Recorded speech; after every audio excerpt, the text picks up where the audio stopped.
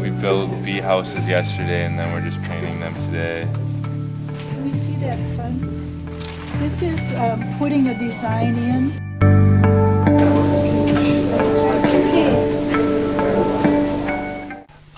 Zach, why don't you share with Jan what the project is? The Zaagkii Project, which, Jibbo means which comes from within the earth, or from the earth, and it is pollination protection work, and it's the study of bees and butterflies and pollinators and just pollination. And there are two different kinds of pollination: mechanical, biological, direct and indirect. Direct is like a bee on a flower. This is the kind of drip and let the paint do the work approach. It's along the same line as Tolley's, which is a little more with the splatter. And then you can see the different looks that it gives the piece. To have the even solid colors, it makes a whole different feel for what those blocks of wood together work. And they are kind of using the same technique, but you can see, and using the same colors, but they're using it differently, which is really interesting. Well, I'm from Marquette and friends with the Magnusons, and Diana and I have done art projects together before, and so she invited me to participate in this. And what have you been doing today? We're working on bee houses. And it's part of the project that these guys have been working on for quite a while, and they're going to be given as gifts to people in the community. The idea is to kind of give them the opportunity to see what they can do with the paint, and so they can do what they want. Diana and I are kind of coaxing them to know when to stop, because sometimes we overpaint, and other than that, free reign. This is the one we said stop. This is the one where we said stop, because we thought it looked so natural, like you'd see it in nature. It was something nature would do. So we took it away. Although, tomorrow I want him to look at it and see if there's anything he wanted to add. And then this is when you start with that and then you go for the rough texture. This is still totally.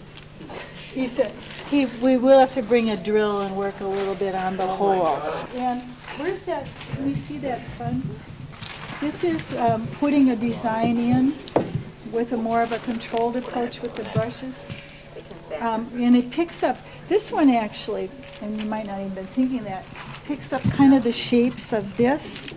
It repeats the shapes of the bee house. And then he's working on the other side. Yep. And that's where this gets paint on it, because the table gets paint on it, which is normal. We're having a tour. Walkabout you guys haven't been in our house yet, but I did all my walls like that, with 3 colors and then letting all the textures show.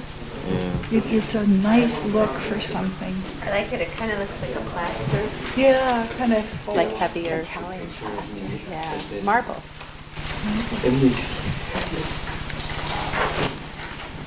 Sherri, did you see this? We've got a couple different techniques, but most of these guys are using the sponge, and he's got many layers.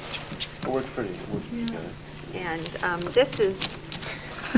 It looks like he's working some of the paint off. It was getting kind of thick looking and looking almost like marble, which we thought was pretty cool. And there's a whole thing in painting walls and doing paint where you do wipe it It's beautiful. off.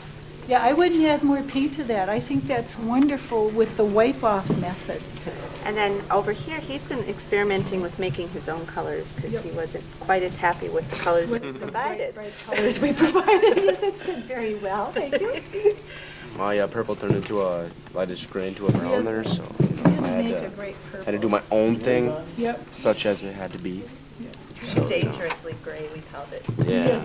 Oh, we had grays up there. Ghetto gray, that's what it is. Now my stick into the paper. Now everybody's gotten their feet.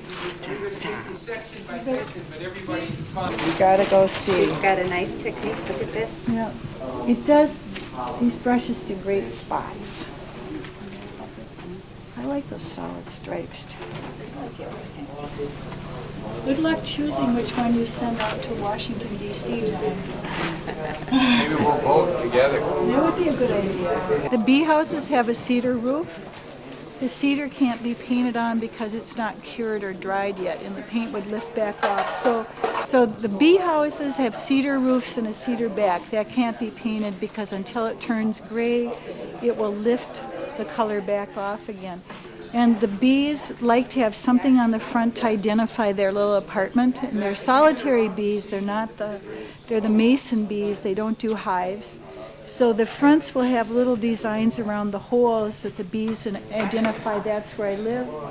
Each person here is using sponging or splattering or solid or painting detailed designs with their brush and different personalities. Some do a wild splatter and a loose move, and some do a much more controlled move. The colors, I have a lot of, because I'm in art and I paint on my own walls, we have a lot of paint in the basement. These are some I had left over from other projects. They're very bright colors. I didn't want to start with brand new cans because of environmentally throwing the cans away, so we use them multiple uses. Some of the guys are using them straight, and some of them are mixing them, and some of them are piling them thick to get different textures coming through. And there's no right way to do it, and we're trying to keep it out of the holes so that the bees can crawl into those holes.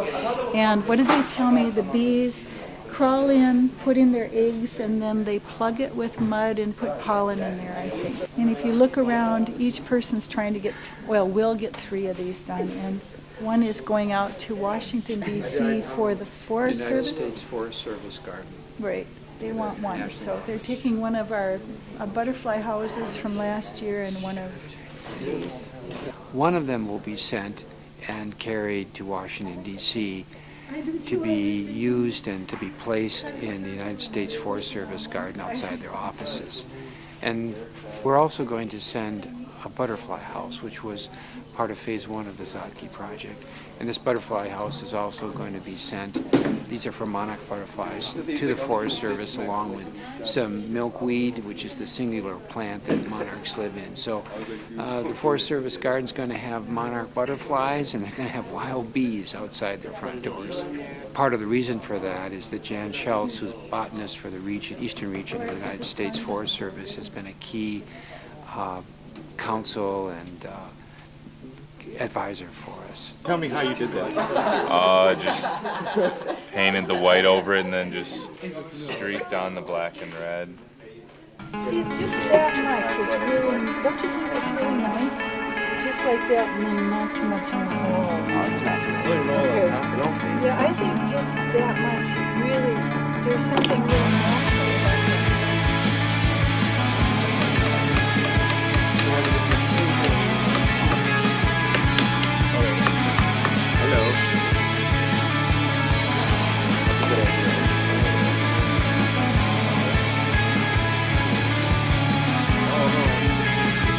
Oh, they killed the bees.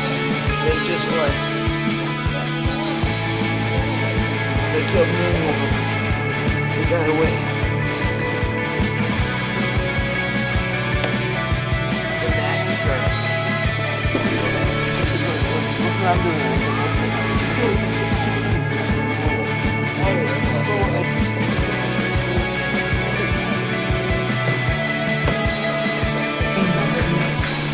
You were surprised a lot of bees aren't.